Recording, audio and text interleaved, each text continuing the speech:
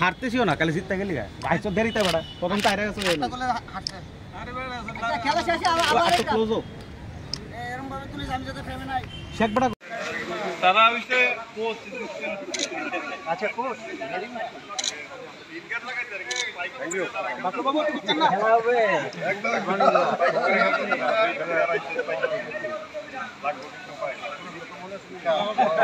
একটা বল নিও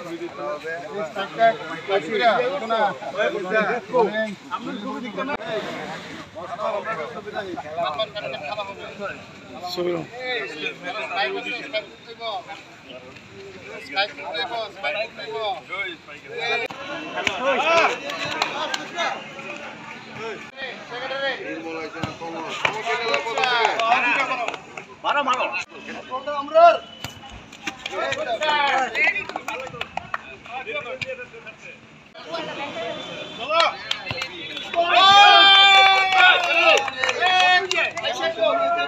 ব্যক্তিগত তরফ থেকে অনেক অনেক অভিনন্দন ও শুভেচ্ছা।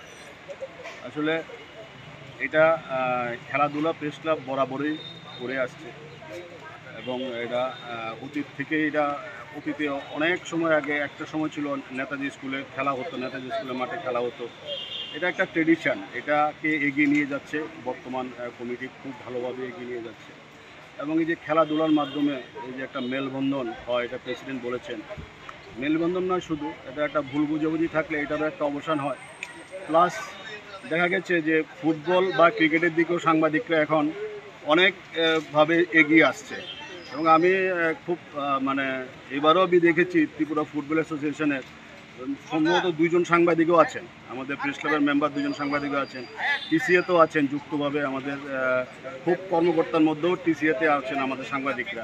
তো সাংবাদিকরা একদিকে পেশার পাশাপাশি যে খেলাধুলা চালিয়ে যাচ্ছে, এটা একটা খুব ভালো দিক। কারণ শরীরচর্চার মাধ্যমেই, কারণ শরীরচর্চা না করলে যে আমাদের অনেক সমস্যা হয়, শরীরচর্চার মাধ্যমেই যে আমাদের নিজেদের ফিট রাখতে হবে, এটাও একটা উদ্যোগ আগরতলা প্রেস ক্লাবের। আমি সবাইকে আবারও ব্যক্তিগত তরফ থেকে সবাইকে এই উদ্যোগ নেওয়ার জন্য আগরতলা প্রেস ক্লাবকে এবং স্পোর্টস সাব কমিটিকে অনেক মনের থেকে আন্তরিকভাবে অভিনন্দন ও শুভেচ্ছা জ্ঞাপন করছি। অনেক অনেক ধন্যবাদ।